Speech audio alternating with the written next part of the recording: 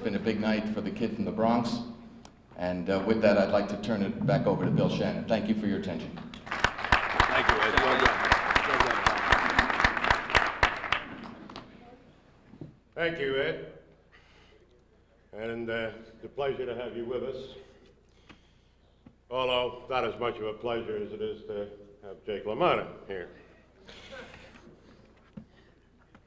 Tonight, ladies and gentlemen, we have a singular opportunity. Tonight, we are presenting our highest honor, the Founders Award, to the late William A. Shea.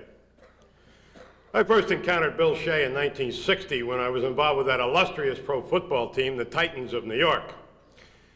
Over the years, I had the pleasant occasion to see him often at the ballpark. But this honor is not being conferred so much because of the people Bill Shea knew or the people who knew him. Rather, it is being conferred because of the massive, indeed incalculable, contribution Bill Shea made to the millions of people in the New York community who never knew him. He was a tireless worker for his hometown.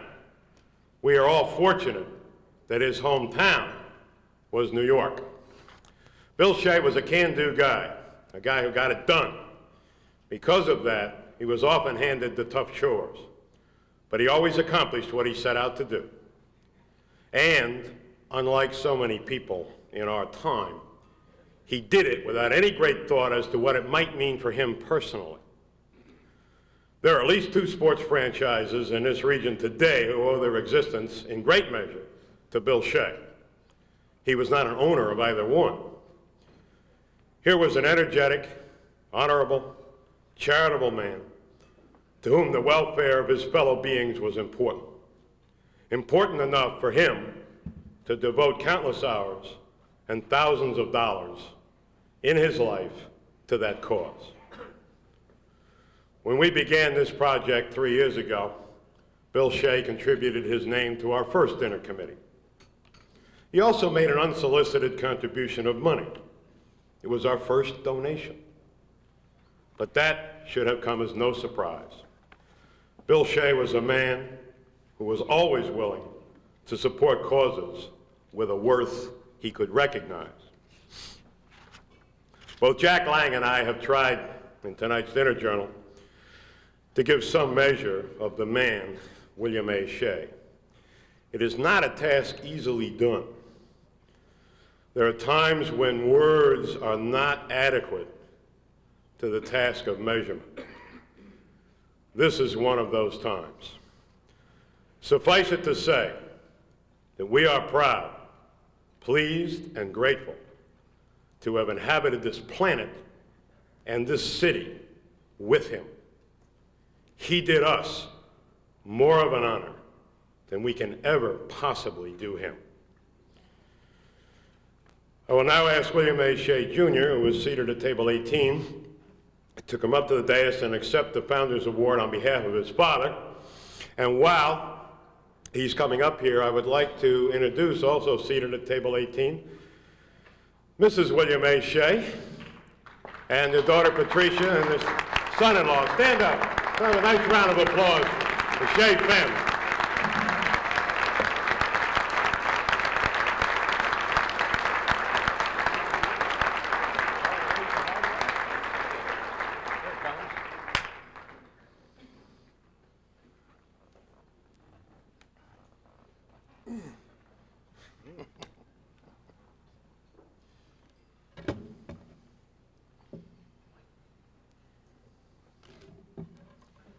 Where do we stand, Father? See?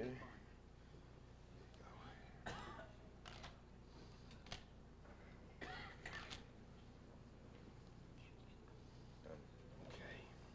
Go to it.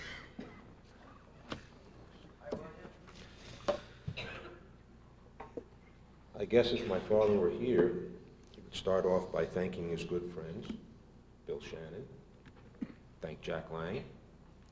He thanked the officers and the trustees, and then he thanked the Board of Electors.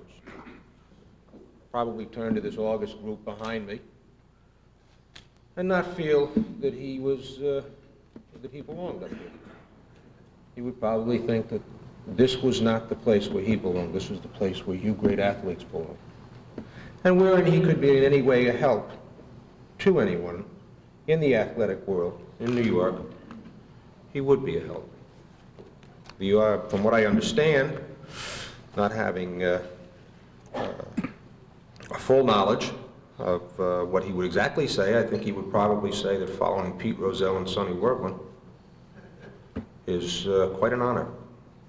And my guess is that both he and Sonny are up there now praying that the Sports Hall of Fame gets its money, gets its building, and gets going with its proper life. He thanks you, and I do in his name. Thank you.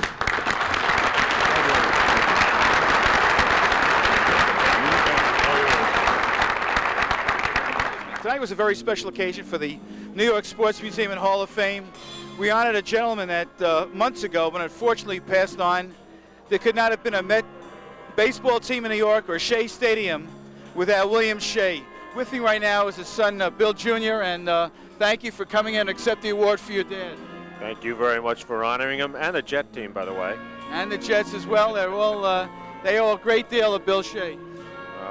Our family was honored by you honoring our father, so we thank you. As I said before, Pete Rozelle was a former recipient. He was the first one. Sonny Werblin was the second. We followed that. That's a great crowd, and now God's up there with those two praying for you. So you get your stadium or your museum. You get everything you want. Bill, thank you very much. It's a pleasure meeting you. Thank you. Thank you, sir. Thank you.